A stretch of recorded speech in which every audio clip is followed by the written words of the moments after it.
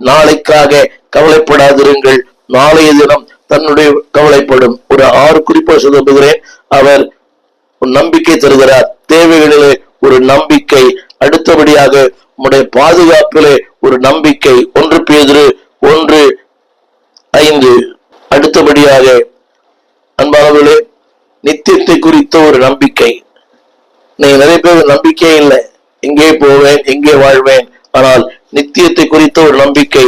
யோவான் சுவிசேஷம் 14:1-2 வேதம் சொல்கிறது, உங்கள் இருதயம் கலங்காதிருப்பதாக தேவனிடத்தில் விசுவாசமாயிருங்கள், என்னிடத்தில் விசுவாசமாயிருங்கள்.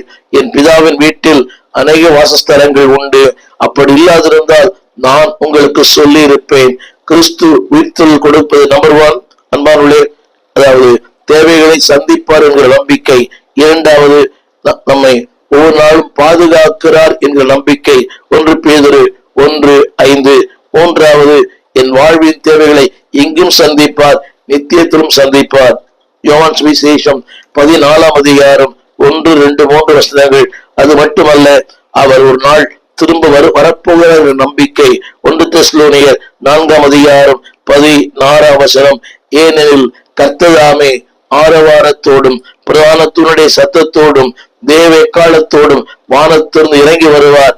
நானும் ஒரு நாள் அவரை சந்திப்பேன், அவரோடு கூட இருப்பேன். கான்பிடென்ட். அன்பானவர்களே, அடுத்து சொல்ல விரும்புகிறேன், என் வாழ்க்கையின் ஒவ்வொரு அடிகளிலும் என்னை அவர் பாதுகாக்கிறார். He keeps in every steps of my life. என் வாழ்வின் ஒவ்வொரு அடிகளிலும் அவர் என்னை பாதுகாக்கிறார். மத்தேயு 28:20 தேவன் சொல்லுகிறார், உலகத்தின் முடிய பரியந்தம் சகல நாட்களிலும் நான் உங்களோடு கூட இருக்கிறேன். அடுத்த சொல்ல விரும்புகிறேன், அடுத்த ஒரு வார்த்தை. அன்பானவர்களே, ஒவ்வொரு நாளும் என்னை பரிசுத்தம் உள்ளவனாய் பரிசுத்தவானாய், He keeps me always clean, என்னை சுத்தவானாய் மாற்றுகிறார். அந்த நம்பிக்கை என்னவென்றால் 1 யோவான் 1:7 சொல்லப்பட்டிருக்கிறது. அன்பானவர்களே, ஒவ்வொரு நாளும் அவர் என்னை சுத்திகரிக்கிறார், என் பாவங்களை நீக்குகிறார், என்னை சுத்திகரிக்கிறார். சற்று கவனமாய் கேட்க அன்பாய் கேட்கிறேன். This is a confidence. எனக்கு நம்பிக்கை, என்னை பாதுகாப்பார், எதிர்காலத்தை பாதுகாப்பார், என் வழிகளை பாதுகாப்பார், என் பரிசுத்தத்தை பாதுகாப்பார், என் தேவைகளை சந்திப்பார். அது மட்டுமல்ல, நித்தியத்தில அவரோடு கூட இருப்பேன்.